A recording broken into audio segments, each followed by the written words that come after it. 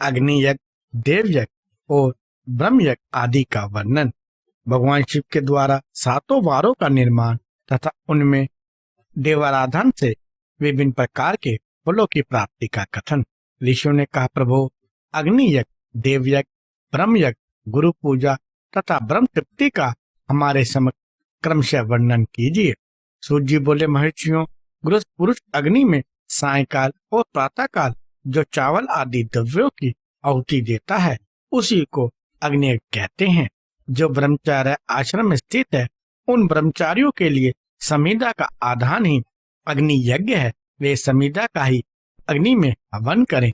ब्राह्मणों, ब्रह्मचार्य आश्रम में निवास करने वाले द्विजों का जब तक विवाह न हो जाए और वे उपासना अग्नि की प्रतिष्ठा न कर ले तब तक उनके लिए अग्नि में संविदा ही आहुति है। व्रत आदि का पालन तथा विशेष यजन आदि ही कर्तव्य हैं। यह उनके लिए अग्नि यज्ञ।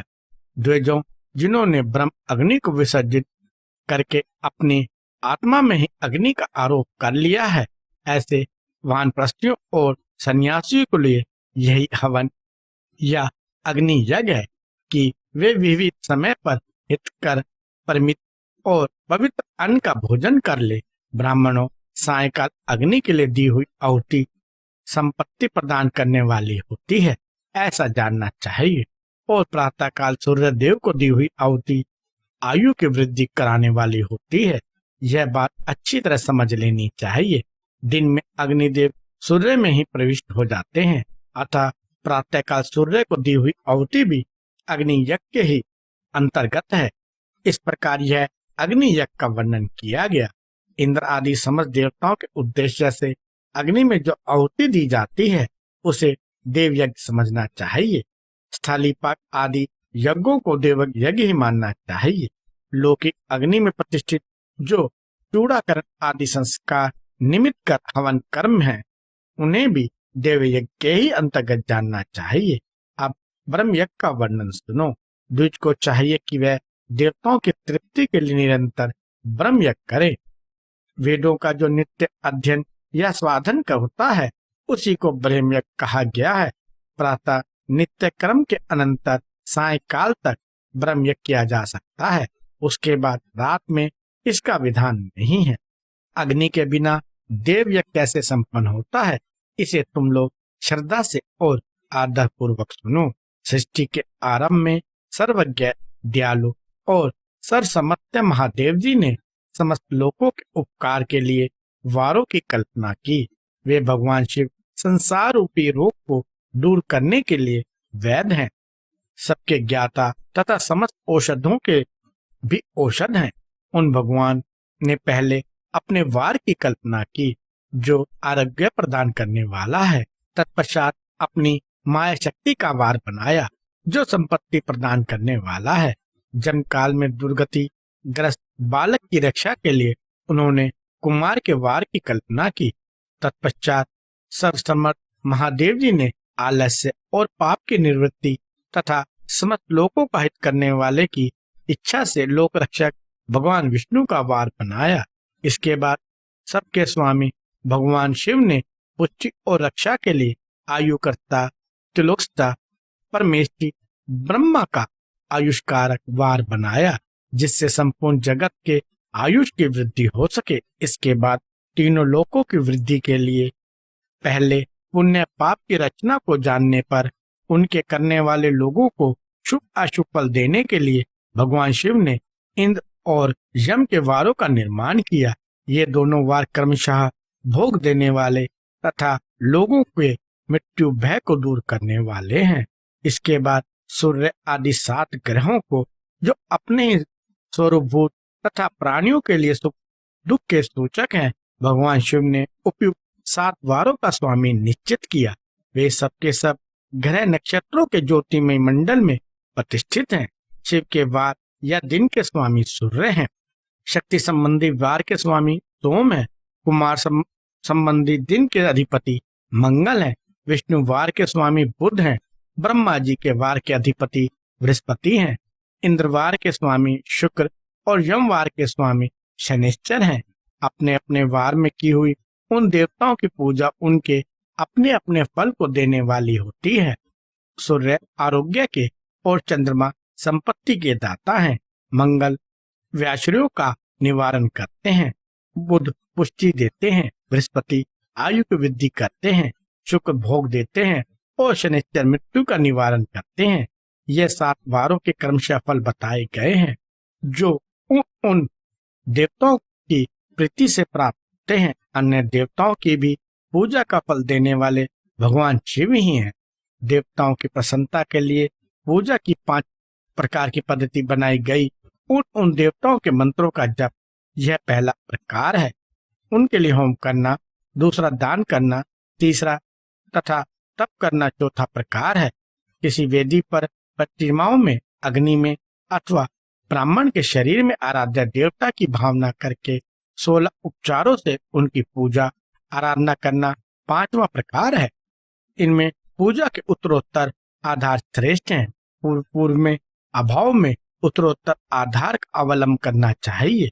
दोनों नेत्रों तथा मस्तक के रोग में और कुष्ठ रोग की शांति के लिए भगवान सूर्य की पूजा करके ब्राह्मण को भोजन कराए। तदंतर 1 दिन, 1 मास, 1 वर्ष अथवा 3 वर्ष तक लगातार ऐसा साधन करना चाहिए। इससे यदि प्रबल प्राप्त का निर्माण हो जाए तो रोग एवं जरा आदि रोगों का नाश हो जाता है। इष्ट देवता के नाम मंत्रों का जप आदि साधन वार आदि के अनुसार फल देते हैं। रविवार को सूर्य देव के लिए, अन्य देवताओं के लिए तथा ब्राह्मणों के लिए विशिष्ट वस्तु अर्पित करें। यह साधन विशिष्ट फल देने वाला होता है तथा इसके द्वारा विशेष रूप से पापों की शांति होती है।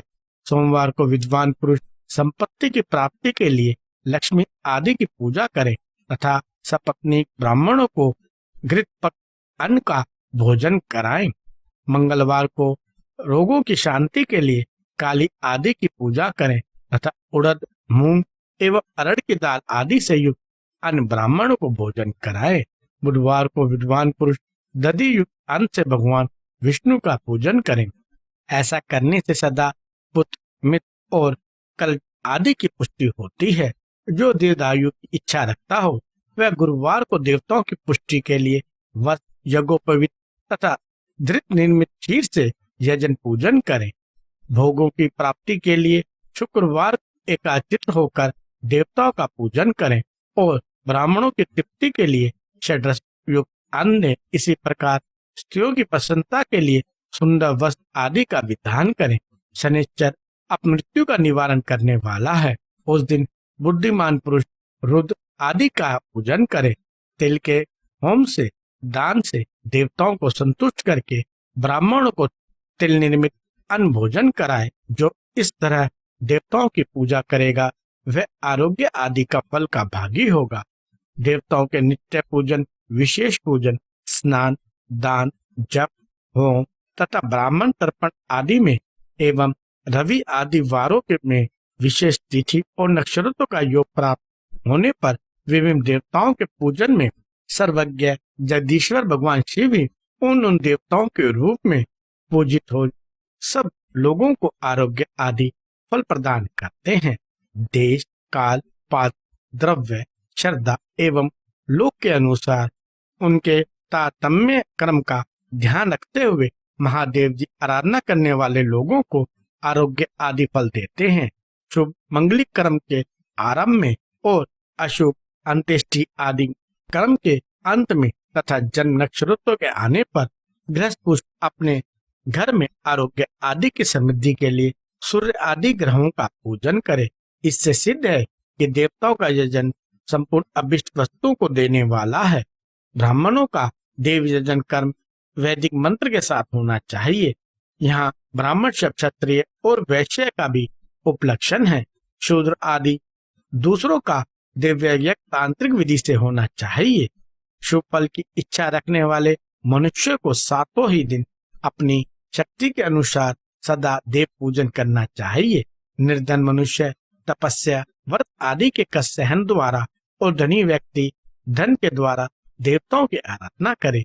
वह बार बार श्रद्धा पूर्वक इस तरह का धर्म का अनुष्ठान करता है और बार बार पुण्य लोक में नाना प्रकार के फल भोग कर पुनः इस पृथ्वी पर जन्म ग्रहण करता है।